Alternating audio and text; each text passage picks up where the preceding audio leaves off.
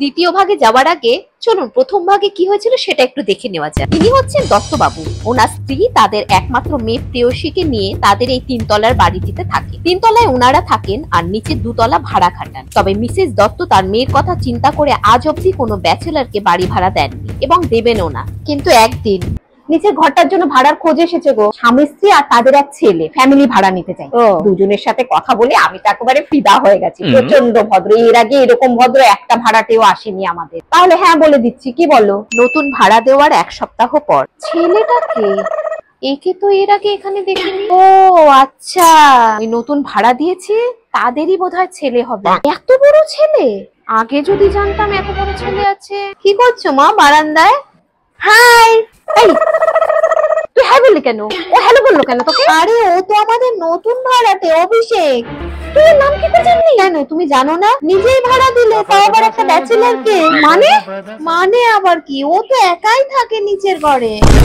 তবে এবার মনে হচ্ছে ভুল করে ওনার কাছে একটা ভুল হয়ে গেছে। চলুন এবার দ্বিতীয় ভাগে কি হয় দেখা যাক। এই ছেলে, তোমার বাবা মাকে ডাকো, ওনাদের সাথে আমার কথা আছে। ও আন্টি বসুন না। আরে ছাড়ো তো, আমি এখানে বসতে আসিনি। তোমার বাবা মাকে ডাকো, যারা ভাড়া নিয়েছে তোমার বাবা মাই হয়তো। হ্যাঁ তাদেরকে ডাকো, আমার কথা আছে। বাবা মা তো নেই। নেই মানে কোথায় গেছে? বাবা মা তো আলিপুরদুয়ার গেছে বাড়িতে। তোমাকে এখানে রেখে তারা বাড়ি চলে গেল? হ্যাঁ, জেঠু শরীর খুব খারাপ, ওই জন্য। কবে আসছেন ওনারা? 1 মাস মতো তো ওখানে থাকবে। তা ওনারা যে বাড়ি গেল আমাকে একবার বলার প্রয়োজন মনে করলো না? না, যাওয়ার আগের দিন মা আপনাকে ফোন করেছিল কিন্তু আপনার ফোনটা সুইচ অফ ছিল। আপনি এত কিছু আমায় জিজ্ঞেস করছেন কেন আন্টি?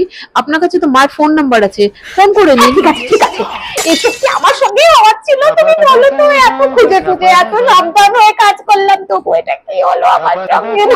আহা, কেটে কি হবে বলো তো? তুমি বরং ফোনটা করো। ফোন কি আমি করিনি? ওখান থেকে এসেই তো ফোন করলাম। ফোন ধরেই ওদিক থেকে ওই মহিলা বলছে ওনার ভাষণ নাকি হসপিটালাইজ। হসপিটাল থেকে দাঁড়িয়ে দাঁড়িয়ে কথা বলছে। আমিও তো মানুষ, ওর মধ্যে এইগুলো কথা কি করে বলি বলো তো? কি করবো, আমি তো কোনো ঠাই করে পাচ্ছি না। আরে আমাদের মোনা না ওই ছেলেটার সঙ্গে কথা বলছে। বৌদি তো ঠিকই বলেছে, হাসি হাসি কথা বলছে। দেরি করা যাবে না, এক্ষুনি বৌদিকে গিয়ে বলতে হবে। আর ফোন করেই বা কি বলবো তুমি বলো তো? কে কোথায় ঘুরতে যাবে, কি করবে, সেগুলো তো আমি ডিসাইড করতে পারি না। ঘুরতে তো যাবে, কিন্তু ছেলেটাকে রেখে যাওয়ার কোন দরকার তুমি বলো তো? ভেবেছিলাম ওনারা খুব ভদ্রলোক। ওই দামড়া ছেলে স্কুলে পড়ে, আমায় বলেছিল ছেলে পড়াশোনার জন্য ছেলে এখানে থাকে বলে। আমি তো থাকি, এর বাবা এসেও মাঝে মধ্যে থাকে। আমি ভেবেছিলাম ছেলে ছোট, স্কুলে যখন পড়ে, এত বড় ছেলে স্কুলে পড়ে। তুমি বলো তো এত মিথ্যে কথা কেন বললো গো? ছেলে বলছে 1 মাস বাদে ওর বাবা আসবে, 1 মাসের মধ্যে আমার মেয়ের সঙ্গে কত কিছু হয়ে যাবে কে জানে। ও বৌদি, মোনার ওই ভাড়াটে ছেলেটার সঙ্গে কথা বলতে দেখলাম। কি বলছিস? আরে হ্যাঁ গো, আমি নিজের চোখে দেখলাম। মামুন কোথায় এখন? ঘরে। এসব কি হচ্ছে বলতো চাপা? সব তো এত সুন্দরভাবে চলছিল, হুট করে সব যেন ওলটপালট হয়ে গেল। আমার মেয়েটা যদি খারাপ হয়ে যায় তাহলে ওর লেখাপড়ার কি হবে? আজকে দেখতে পাচ্ছি না কেন? মেয়েটাও টিউশনে গেল, ওকেও দেখতে পাচ্ছি না। একসঙ্গে আবার দেখা করছে না তো? কেন বাবা, কি করছে কে জানে? কালো সারা রাত ঘুমাওনি, ঠিক মতো খাওয়া দাওয়া করছো না, এরপর তো অসুস্থ হয়ে পড়বে। সুস্থ কি আর আমি আছি? মানসিক দিক দিয়ে তো আমি অসুস্থই। তবে আমি একটা কথা বুঝি না গো, মামুন এই ছেলেটার সাথে এত কথা কেন বলে? ও তো কারোর সঙ্গে এত কথা বলে না। এত ভাড়াটে আছে আমাদের বাড়িতে, কারোর সঙ্গে আজ অব্দি ওকে কথা বলতে দেখেছো? এর সঙ্গে এত করে কথা বলে, এইটাই তো আমার ভয় লাগে কিছু না ঘটিয়ে বসে। আরে বাবা, তোমার কথা তো মামুন শোনে। তুমি মামুনকে ওই ছেলেটার সাথে কথা বলতে বারণ করে দাও। মামুন বেরোলো, যা যা পিছু যা দেখ। এই মামুন, টিউশন যাবি না? হ্যাঁ যাবো তো। ইস্কি দিয়ে কিভাবে যে শুরু করি, কিন্তু বলতে তো হবেই। বলছি ওই যে তোর বাবা আমার সাথে প্রচন্ড রাগ করছে মামুন। কেন? ওই ছেলেটাকে একা ভাড়া দিয়েছি, প্রচন্ড রাগারাগি করছে। কি করি বলতো? 2 দিন বাদে তোর বাবা মা আসছে, কথা বলে তুলে দাও।